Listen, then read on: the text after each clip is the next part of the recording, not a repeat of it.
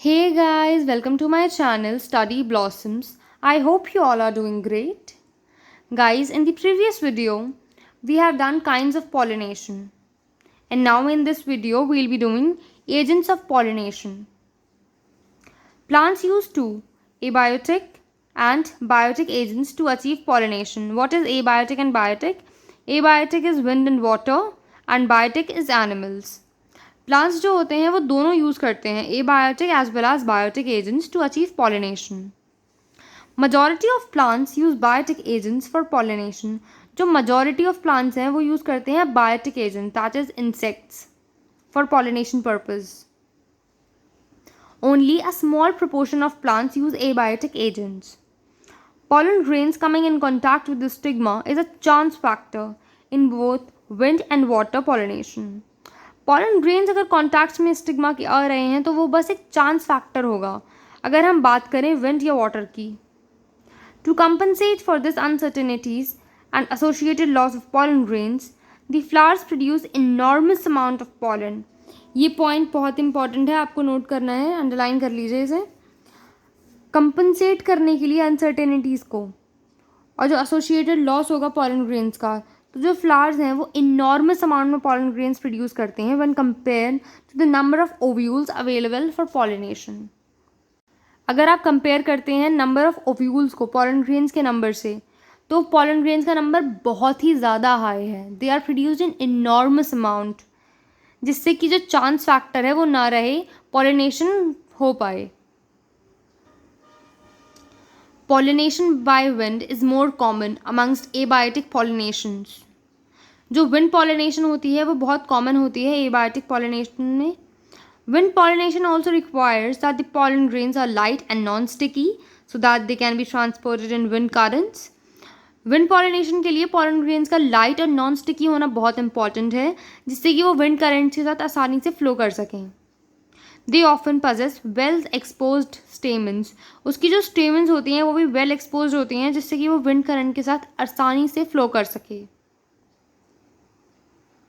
So that the pollens are easily dispersed into wind currents and large often feathery stigma to easily trap airborne pollen grains. जो उनका stigma होता है वो भी बहुत ही large और फेदरी होता है, जिससे कि वो इजीली ट्रैप कर सके जो पॉलन ग्रेन्स एयर में ट्रैवल कर रहे हैं. Wind pollinated flowers often have a single ovule in each ovary. जो विंड पॉलिनेटेड फ्लावर्स होते हैं उनके अंदर एक सिंगल ओव्यूल प्रेजेंट होता है हर ओवरी में, and numerous flowers packed into an inflorescence. A familiar example is the corncob. Corncob जो होता है उसमें जो टैसल्स होते हैं उसके, they are nothing but the stigma and style which wave in the wind to trap the pollen grains.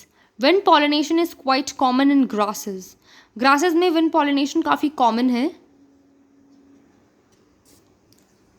Pollination by water is quite rare in flowering plants and is limited to about 30 genera.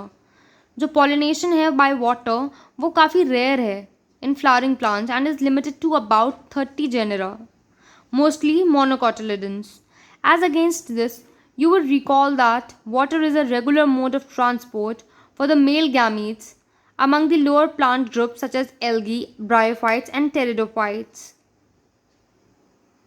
जो mode of transport है for the male gametes among the lower plants वो है water.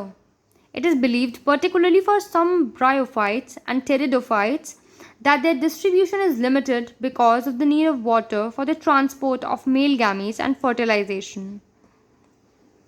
इसीलिए उनका जो distribution है वो limited है, जिससे कि मेल गैमीट्स ट्रांसपोर्ट हो सके और फर्टिलाइजेशन का प्रोसेस फर्दर आगे बढ़ सके. Some examples of water pollinated flowers are Vallisneria and Hydrilla. Vallisneria और हाइड्रिला वाटर पॉलिनेटेड प्लांट्स होते हैं जो कि ग्रो करते हैं in fresh water and several marine sea grasses such as Zostera. ये तीनों नाम आपको याद रखने हैं, Vallisneria, Hydrilla and Zostera. Not all aquatic plants use water for pollination. जितने भी aquatic plants हैं ज़रूरी नहीं है कि वो सभी water pollination के लिए प्रेफर करें. In a majority of aquatic plants such as water hyacinth and water lily, The flowers emerge above the level of water and are pollinated by insects or wind. Aquatic plants जैसे कि water हाइकैंथ और water lily हैं, उनमें जो flowers होते हैं वो रहते तो वाटर में ही हैं, बट वो इमर्ज आउट हो जाते हैं above the level of water, जिससे कि वो पॉलिनेट हो सकें बाय इंसेक्ट्स और wind. As in most of the land plants in Vallisneria the female flower reach surface of water by a long stalk. Vallisneria में ऐसा नहीं होता. जो फीमेल फ्लावर होता है वो रीच क्या करता है सरफेस को वाटर के by a long stalk, and the male flowers और pollen grains are released on the surface of water. जो पॉलन ग्रेन्स होते हैं वो रिलीज कर दिए जाते हैं on the surface of water. They are carried passively by water currents. Passively उन्हें कैरी किया जाता है बाय वाटर करंट्स, जिससे पॉलिनेशन के लिए वो स्टिग्मा तक ले जा सके. Some of them eventually reach the female flowers and the stigma. In other group of water pollinated plants such as sea grasses, female flowers remain submerged in water and the pollen grains are released inside the water. जैसे कि एक example हो गया हमारे पास sea grass का, उसमें जो female flower होता है वो सबमर्ज रहता है पानी में, और जो पॉलन ग्रेन्स होते हैं वो पानी में ही रिलीज कर दिए जाते हैं to carry out the process of fertilization. Pollen grains in many such species are long, ribbon-like, and they are carried passively inside the water. Pollen grains कुछ species के बहुत long ribbon-like होते हैं, जिससे कि आराम से carry कर सकें water. Some of them reach the stigma and achieve pollination. In most of the water-pollinated species, pollen grains are protected from wetting by a mucilaginous covering. एक म्यूकिलेजिनस कवरिंग प्रेजेंट होती है पॉलन ग्रेन्स के ऊपर, जिससे कि वो भीग ना जाएं. To stop them from wetting. Both wind and water pollinated flowers are not very colourful and do not produce nectar. ऐसा किस लिए होता है? What would be the reason for this? जो रीज़न है इसके पीछे वो बहुत ही सिंपल सा रीज़न है, क्योंकि वो कैरी नहीं कर सकता हैवी पॉलन्स को. अगर वो हैवी पॉलन्स को कैरी कर पाता तो उसके फ्लावर्स कलरफुल होते और नेक्टर भी प्रोड्यूस करते, बट ऐसा नहीं होता है इस केस में. अब majority of flowering plants use a range of animals as pollinating agents. majority of flowering plants में animals का ही यूज़ होता है as pollinating agents. For example, bees, butterflies, flies, beetles, wasps, ants, moths, birds, sunbirds and hummingbirds, and bats are the common pollinating agents. Among these, particularly bees are the dominant biotic pollinating agents. जो सबसे ज़्यादा pollination का process करती हैं वो होती हैं bees. Even larger animals such as some primates, arboreal rodents, or even reptiles, lizard, have also been reported as pollinators in some species. कुछ स्पीशीज़ में इन्हें भी पॉलिनेशन करते हुए देखा जाता है. Often flowers of animals, pollinated plants are specifically adapted for a particular species of animal.